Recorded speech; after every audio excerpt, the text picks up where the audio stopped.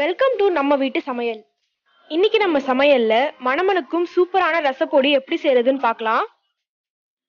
தேவையான பொருட்கள்: 100 கிராம் தனியா, 25 காஞ்ச மிளகாய், 2 டேபிள் ஸ்பூன் தோரம்பருப்பு, 2 டேபிள் ஸ்பூன் கடலைப்பருப்பு, ஒரு கைப்பிடி அளவு கருவேப்பிலை, 2 டேபிள் ஸ்பூன் சீரகம், 2 டேபிள் ஸ்பூன் மிளகு, 12 பல்லு பூண்டு, 1/2 டேபிள் ஸ்பூன் மஞ்சள் தூள், 1 டேபிள் ஸ்பூன் வெந்தயம், 1/2 டேபிள் ஸ்பூன் பெருங்காயம்.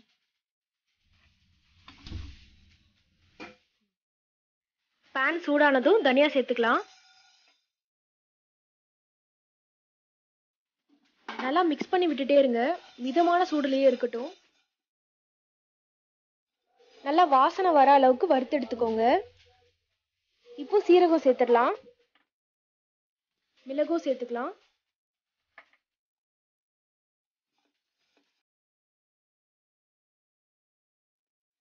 ஃப்ளேம் ரொம்ப ஹைல வச்சிடாதீங்க, அப்புறம் தீஞ்சிடும். அப்படியே கலரி விட்டுட்டே இருங்க. உங்களுக்கே நல்ல வாசனை வரும், நல்ல மணமா இருக்கும். எல்லா இன்கிரீடியன்ஸும் ஒரு 2 நிமிஷம் வறுபட்டா போதும். இப்போ இதை எடுத்து ஒரு பிளேட்ல டிரான்ஸ்ஃபர் பண்ணிக்கலாம். இப்போ பேன்ல தோரம்பருப்பும் கடலைப்பருப்பும் சேர்த்துக்கலாம்.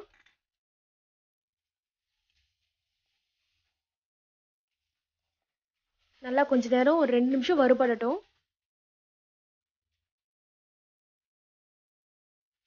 இப்போ இது நல்லா கோல்டன் ப்ரௌன்ல வந்துருச்சு. இப்போ இதையும் எடுத்து ஆல்ரெடி வச்சிருந்த பிளேட்ல சேர்த்துடலாம். இப்போ பேன்ல 2 டேபிள் ஸ்பூன் எண்ணெய் ஊற்றிக்கோங்க. வெந்தயம் சேர்த்துடலாம்.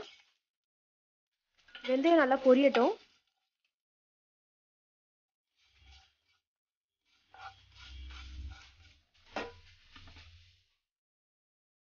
இப்போ காஞ்ச மிளகாய் சேர்த்துக்கலாம்.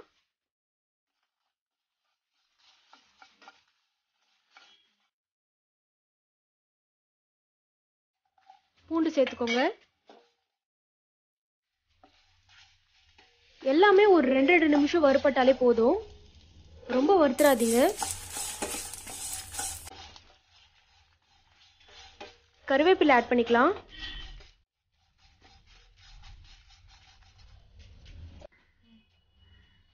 மஞ்சள் தூள், கடைசியா பெருங்காயத்தூள் ஆட் பண்ணி நல்லா மிக்ஸ் பண்ணிக்கோங்க. இந்த ரசப்பொடி வச்சு ரசம் செஞ்சு பாருங்க, ரொம்ப மணமாகவும் ரொம்ப டேஸ்டாகவும் இருக்கும்.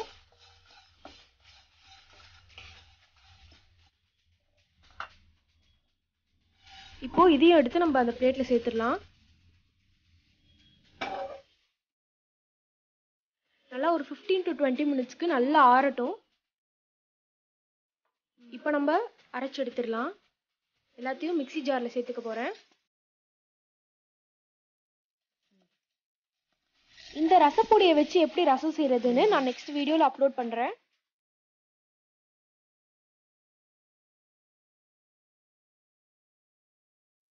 அரைச்சிடலாம். ரொம்ப மைய அரைச்சிடாதீங்க, கொஞ்சம் நர நரன்னு இருக்க மாதிரி அரைச்சிக்கோங்க. இந்த பதத்துல இருக்கணும். ரசப்பொடி ரெடி ஆயிடுச்சு. மற்ற இன்கிரீடியன்ஸை வறுக்கும் போது மட்டும் கொஞ்சம் கவனமா வறுத்து எடுத்துக்கோங்க.